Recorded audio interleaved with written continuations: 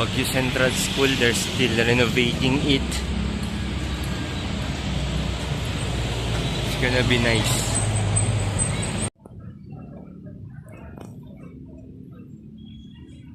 Good evening everyone, it's me, Louis Corpus. This is the city view at night.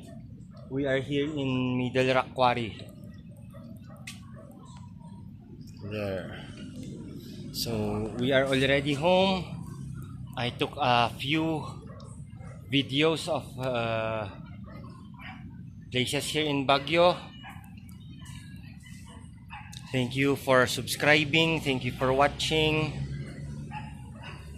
YouTube told me that we're gonna promote becoming a member of a channel, so it would actually help me if you become a member, because we only make a little money here in making videos.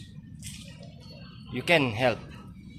If you become a member, I will make members only videos.